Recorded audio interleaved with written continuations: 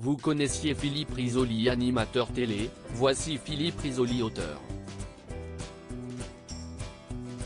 Jeudi 7 septembre 2023 paraît en effet Dites bien à mon fils que je l'aimais aux éditions de l'Archipel, un livre dans lequel le présentateur raconte sa vie avant la télévision.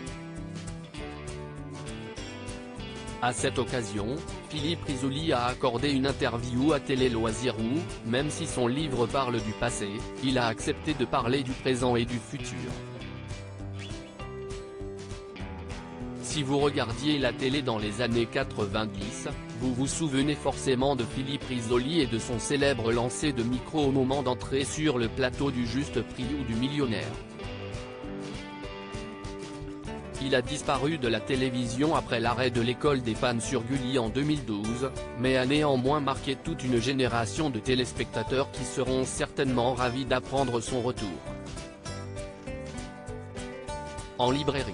En effet, Philippe Risoli publie ce jeudi 7 septembre 2023 Dites bien à mon fils que je l'aimais, aux éditions de l'Archipel. Un livre où l'animateur raconte sa vie avant la télévision. À cette occasion, Télé Loisirs a pu s'entretenir avec lui pour évoquer avec lui ses souvenirs, sa famille. Mais aussi, bien sûr, la télévision. Télé Loisirs, pourquoi ce livre et pourquoi maintenant ? Philippe Risoli, j'ai eu envie d'écrire ce livre parce que je considère qu'on a deux familles dans une vie. La première est constituée par tous nos ascendants, père, mère, grands-parents, oncles, tantes. Ce sont des personnes qui nous voient naître et qui vont nous accompagner un certain temps. Et puis un jour, on prend son envol, on rencontre une personne avec qui, peut-être, on va avoir des enfants, donc des descendants. Là, on change de famille. Tous les gens que l'on rencontre à partir du moment où l'on se met en couple ne nous ont pas vu naître. Ils ne savent pas ce qui s'est passé. J'ai donc voulu rendre hommage à ma première famille, celle qui n'existe plus que dans mon esprit. Parler de ces personnes qui ont fait ce que je suis devenu, qui m'ont construit en quelque sorte. J'avais aussi envie de décrire une époque et d'expliquer d'où je viens, comment je suis arrivé à la télé. Je ne connaissais personne dans ce milieu et j'ai réussi à m'y faufiler. Ça veut dire que quand on a une passion dans la vie, si on s'accroche, que l'on se bat, que l'on est suffisamment malin, on peut y arriver.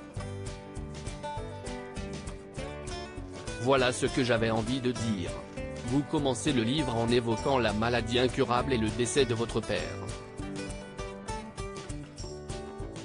Oui, c'est vrai que c'est dur. J'avais commencé à écrire ce livre quand il était encore vivant et il savait que je parlais de lui, de son passé. Malheureusement, je n'ai pas eu le temps de lui lire. J'ai eu envie de lui faire un clin d'œil, de lui rendre hommage. Je crois au destin. Vous évoquez le fait que vous avez joué votre carrière à pile ou face. C'est vrai. Le matin du CAPA, le certificat d'aptitude à la profession d'avocat, avec Anne, qui était une copine de fac et qui est aujourd'hui ma femme, on a décidé de se donner une chance d'essayer de vivre de nos passions respectives, la musique classique pour elle et la télévision pour moi. Je crois au destin et je pense que chacun a un destin. Pas que tout est tracé, mais qu'il y a des portes qui s'offrent à nous, que l'on ouvre ou que l'on n'ouvre pas. J'y ai cru et j'ai réussi à devenir présentateur. Quant à Anne, elle est devenue directrice de la communication de France Musique. Ça a marché pour nous deux. Vous avez été un animateur phare des années 80-90 avec plusieurs émissions emblématiques sur TF1. De nombreux téléspectateurs n'ont pas compris votre disparition soudaine de l'antenne. Moi non plus. C'est vrai que j'étais très présent, que les gens m'aimaient bien et que l'audimat était bon. Mais il y a eu des changements à la direction de TF1 et je pense que sont arrivés des gens qui, pour une raison que j'ignore, ne m'étaient pas forcément favorables.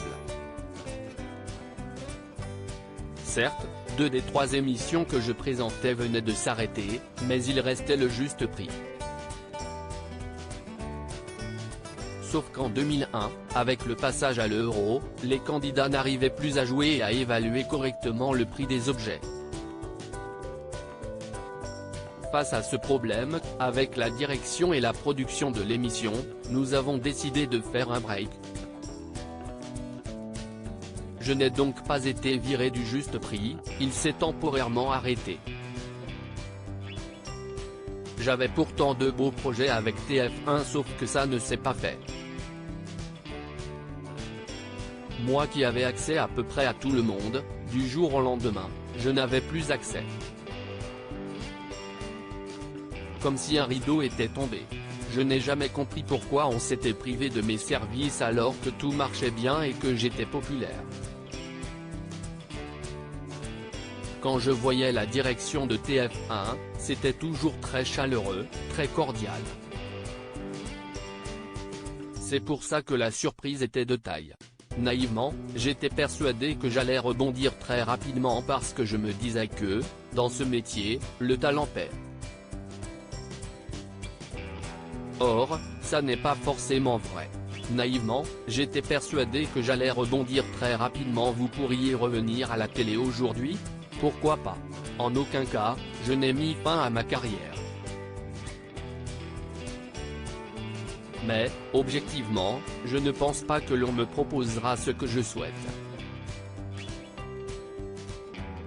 D'abord, il faudrait une émission où je sois leader. Je ne pourrais pas être chroniqueur. Je saurais le faire et je pense que je pourrais le faire mais pour moi, ça n'est pas le même métier. Je n'ai pas envie d'attendre qu'on me donne la parole, qu'on me demande de parler quand je n'ai pas envie, ou de ne rien dire quand j'ai envie de rajouter un truc. Si demain on me proposait un projet, je ne dirais pas non tout de suite parce qu'on ne tire jamais un trait sur la télé, donc je l'examinerai.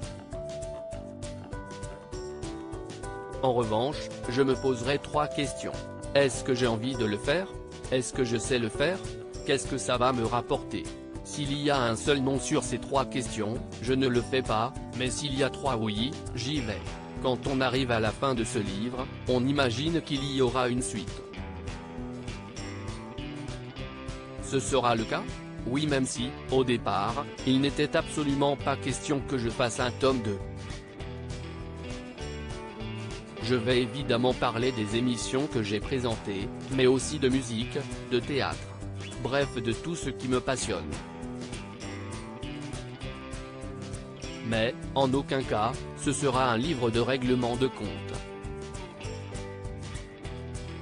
Aujourd'hui, je vis très bien. Je fais du théâtre, j'écris un bouquin. Tout va bien pour moi. Je ne suis ni aigri, ni revanchard, contrairement à ce que j'ai pu lire. Il sera juste question de dire les choses telles qu'elles sont, selon mon point de vue. Je dirai les choses sincèrement, telles que je les ai vécues et ressenties.